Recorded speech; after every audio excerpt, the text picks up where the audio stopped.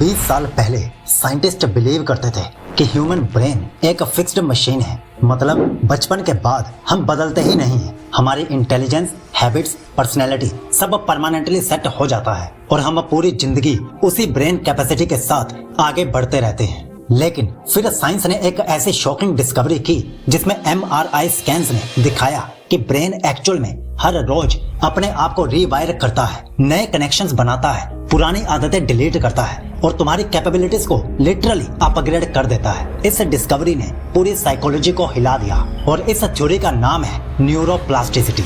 ये सुनकर आपको लग सकता है अच्छा तो ब्रेन चेंज होता है तो क्या, लेकिन असली ट्विस्ट यहीं से शुरू होता है। न्यूरोप्लास्टिसिटी का मतलब सिर्फ इतना नहीं है कि ब्रेन चेंज हो सकता है। इसका मतलब यह है कि तुम जिस इंसान को आज मैं समझ रहे हो वो तुम्हारा फाइनल वर्जन है ही नहीं। तुम्हारा डिसिप्लिन, तुम्हारा कॉन्फिडेंस, तुम्हारा फोकस और इवन तुम्हारी सोचने की कैपेसिटी, ये सारी चीजें डेली बेसिस पर स्कल्प्ट हो रही हैं, चाहे तुम इससे अवेयर हो या ना हो। और सबसे डेंजरस बात यह है, अगर तुम कॉन्शियसली अपने ब्रेन को शेप नहीं कर रहे तो दुनिया, एनवायरनमेंट, फोन और तुम्हारा सोशल मीडिया ये सब मिलकर तुम्हारा ब्रेन तुम्हारे खिलाफ शेप कर रहे हैं। हर दोपहर फोन स्क्रॉल करना, रात को 3 बजे तक जागते रहना, रैंडम वीडियोस देखकर डोपामाइन एग्जॉस्ट कर लेना, ये सब ब्रेन के सर्किट्स को इस तरह रीवायर कर देते हैं कि कंसंट्रेशन गिरने लगती है, डिसिप्लिन मरने लगता है और तुम्हारी आदत ही बन जाती है मुश्किल काम को अवॉइड करने की और आसान रास्ता चूज करने की। लेकिन अगर तुम इस सेम न्यूरोप्लास्टिसिटी के कंसेप्ट को अपने फेवर में इस्तेमाल करो तो तुम लिटरली अपने आप को दूसरे लेवल का इंसान बना सकते हो। वो लेवल जहां फोकस लेजर शार्प होगा, हैबिट्स ऑटोमेटिकली प्रोडक्टिव हो जाएंगी और तुम्हारी पर्सनैलिटी अजीब तरह की शांत कॉन्फिडेंस से भर जाएगी। और यही रीजन है कि कुछ लोग 1 साल में ही अपनी पूरी लाइफ को बदल देते हैं और कुछ लोग 10 साल में भी एक ही जगह पर स्टक होकर रह जाते हैं। क्योंकि डिफरेंस टैलेंट का नहीं होता, डिफरेंस होता है ब्रेन को कॉन्शियसली रीवायर करने का, न्यूरोप्लास्टिसिटी को अपनी साइड यूज करने का। अब मैं तुम्हें वो एग्जैक्ट मैकेनिज्म बताऊंगा जिससे तुम्हारा ब्रेन चेंज होता है और कैसे तुम अपनी आइडेंटिटी तक को रीप्रोग्राम कर सकते हो। अब यहाँ पर एक साइंटिफिक रियलिटी समझना बहुत जरूरी है। ब्रेन रैंडमली चेंज नहीं होता, ये एक साइंटिफिक प्रिंसिपल फॉलो करता है, neurons that fire together wire together. इसका मतलब क्या है ये समझो।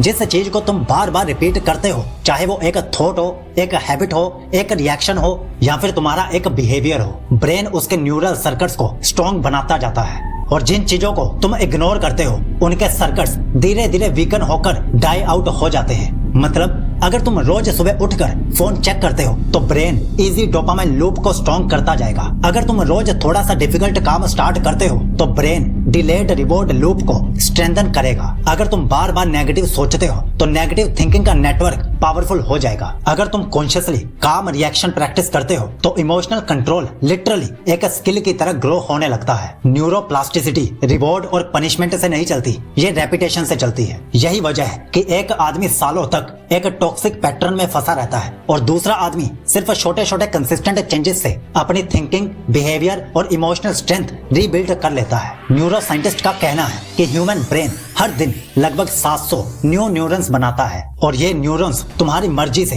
किसी भी डायरेक्शन में जा सकते हैं। यही रियल पावर है न्यूरोप्लास्टिसिटी की। तुम्हारा ब्रेन तुम्हारे ही एक्शंस का स्लेव है, not the other way around. अब मैं तुम्हें ये बताऊंगा कि ब्रेन एक्चुअली कब चेंज होता है, कौन से मूवमेंट सबसे ज्यादा पावरफुल होते हैं रीवायरिंग के लिए, और तुम अपनी डेली रूटीन में माइक्रोस्कोपिक चेंजेस लाकर कैसे अपनी पुरानी आइडेंटिटी को डिसॉल्व करके एक नई आइडेंटिटी ग्रो कर सकते हो, और वो भी आज से, मतलब अभी से। ब्रेन सबसे ज्यादा चेंज रैंडम मूवमेंट्स में नहीं होता, वो चेंज होता है स्टेट ऑफ अलर्टनेस या स्टेट ऑफ फोकस में। स्टैनफोर्ड के एक न्यूरो साइंटिस्ट एंड्रयू ह्यूबरमैन के हिसाब से जब भी तुम कोई नई चीज ट्राई करते हो, कोई अनकंफर्टेबल हैबिट ब्रेक करते हो या कोई डिफिकल्ट काम स्टार्ट करते हो तो ब्रेन के अंदर एरर सिग्नल्स फायर होने लगते हैं। इन एरर सिग्नल्स का काम होता है तुम्हारी पुरानी आइडेंटिटी को शेक करना और एक नया सर्किट बनाने के लिए जगह बनाना। इसको सिंपल लैंग्वेज में समझना हो तो जब भी तुम मॉर्निंग में फोन चेक करने की आदत रोकते हो तो पहले 5 से 10 मिनट तुम्हारी आइडेंटिटी का रेजिस्टेंस होता है। ये डिस्कम्फर्ट एक्चुअली रीवायरिंग का स्टार्ट पॉइंट होता है। जब तुम 20 मिनट डीप वर्क शुरू करते हो